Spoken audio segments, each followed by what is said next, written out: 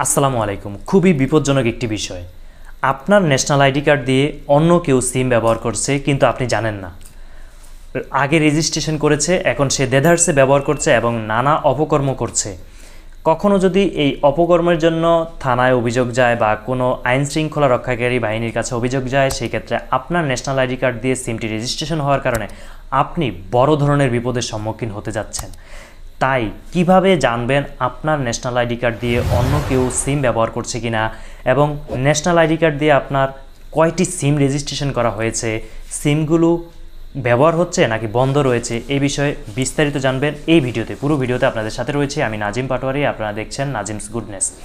প্রিয় viewers, national ID card বর্তমান সময়ে এমন একটি গুরুত্বপূর্ণ বিষয় এবং সিমের সাথে সম্পৃক্ত।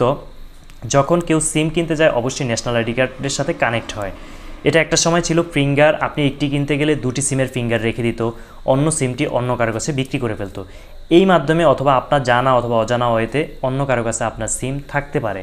তো আজকে আমি এই ভিডিওতে আপনাকে ওয়েটি দেখিয়ে দিচ্ছি কিভাবে আপনি এটি সহজে বের করবেন এবং যে সিমটি আপনি রাখতে চান সেটি রাখবেন, আর যে সিমটি অন্য কেউ ব্যবহার করছে আপনি চাচ্ছেন বন্ধ করে ফেলতে, আপনি কিভাবে বন্ধ করবেন খুব সহজ ওয়েতে আমি আপনাকে দেখিয়ে দিচ্ছি।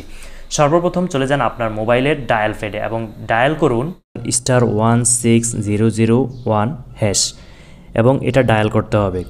কোন সিম থেকে ডায়াল করবেন? যে সিমটি দিয়ে আপনার ন্যাশনাল আইডির আন্ডারে রেজিস্ট্রেশন হয়েছে। আমি ডায়াল করে দিচ্ছি। এরপর লক্ষ্য করুন এখানে একটি বক্স চলে আসবে, এটাতে আপনার ভোটার আইডি কার্ডের শেষের 4টি সংখ্যা দিতে হবে। Your registration is in process, you will shortly receive a SMS। তার মানে তারা আমাকে একটি SMS-এর মাধ্যমে জানিয়ে দিবে যে আমার ন্যাশনাল আইডি কার্ড দিয়ে কয়টি সিম রেজিস্ট্রেশন করা হয়েছে। অলরেডি SMS-টি চলে এসেছে।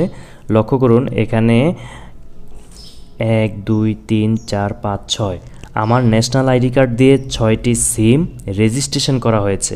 এখানে সিমের প্রথম 4টি সংখ্যা, 3টি সংখ্যা এবং শেষের 3টি সংখ্যা দিয়ে দিয়েছে।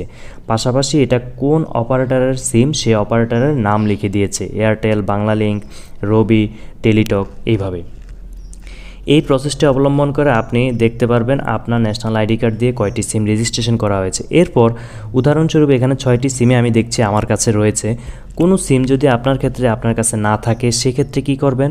সেক্ষেত্রে ওই সিমের যে অপারেটরের নাম লেখা রয়েছে ওই অপারেটরে গিয়ে আপনার ফিঙ্গারপ্রিন্ট দিয়ে সিমটি বন্ধ করে দিবেন। এর ফলে ওই সিমটি আর অন্য যে ব্যবহার করছে সে আর ব্যবহার করতে পারবে না। আপনার ন্যাশনাল আইডি কার্ড আগে ছিল কাগজের এবং পরবর্তীতে লক্ষ্য করুন স্মার্ট কার্ড। আপনি আগের ন্যাশনাল আইডি কার্ড অনুযায়ী নাম্বার দিয়ে আপনি প্রথমত সেন্ড করবেন এবং পরে যেটি ন্যাশনাল আইডি কার্ড নিয়েছেন সেটি দিয়েও আপনি SMS সেন্ড করবেন। দুটি SMS-ই ফিডব্যাকের মাধ্যমে আপনি যখন পাবেন তখন সেখানে আপনি যে নাম্বারগুলো দেখবেন এই নাম্বারগুলো থেকে যে নাম্বার আপনার কাছে রয়েছে সেগুলো আপনি রাখবেন, আর যেগুলো আপনার প্রয়োজন নেই বা অন্য কেউ ব্যবহার করছে সেগুলো আপনি সেই ফোনের অপারেটরে যাবেন, অফিসে যাবেন, গিয়ে আপনার ফিঙ্গার দিয়ে আপনি নাম্বারটি বন্ধ করে দিবেন। এবং বন্ধ করে দিলে হবে যেটা, আপনার এই নাম্বারটি সে ব্যবহার করতে পারবে না এবং ভবিষ্যতে কোনো অপকর্ম হলে সেটার জন্য আপনি দায়ী থাকবেন না। আর যদি ইতিপূর্বে অন্য কেউ ব্যবহার করে থাকে দীর্ঘদিন, আপনার কাছে সন্দেহ হচ্ছে যে কোনো সমস্যা হতে পারে, সেক্ষেত্রে আপনি ওই নাম্বারটির এগেইনস্টে থানায় একটি জিডি করে রাখতে পারেন। কারণ এই ধরনের সূক্ষ্ম বিষয় কিন্তু অনেক সময় বড় ধরনের সমস্যা সৃষ্টি করে। তাই আপনার ন্যাশনাল আইডি কার্ড দিয়ে অন্য কেউ যাতে সিম ইউজ করতে না পারে, আপনার অপরিচিত, সেই বিষয়টি অবশ্যই লক্ষ্য রাখুন। প্রিয় ভিউয়ার্স, এই ধরনের নিত্য নতুন তথ্যবহুল ভিডিও আমাদের চ্যানেলে নিয়মিত আপলোড করা হয়, তাই চ্যানেলটি ইউটিউবে সাবস্ক্রাইব করুন এবং ফেসবুকে ফলো করুন। এই ভিডিওর কোনো অংশ যদি আপনার বুঝতে সমস্যা হয় অবশ্যই কমেন্ট করে জানাবেন, আমরা রিপ্লাই দেওয়ার চেষ্টা করব। প্রিয় ভিউয়ার্স, ন্যাশনাল আইডি কার্ড, জন্ম নিবন্ধন, আপনার পাসপোর্ট, এমনকি বিভিন্ন ধরনের তথ্যবহুল ভিডিও আমাদের চ্যানেলে নিয়মিত আপলোড করা হয়, তাই চ্যানেলটি ইউটিউবে সাবস্ক্রাইব করুন এবং ফেসবুকে ফলো করুন। আমাদের সাথে থাকার জন্য অসংখ্য ধন্যবাদ। আল্লাহ হাফেজ।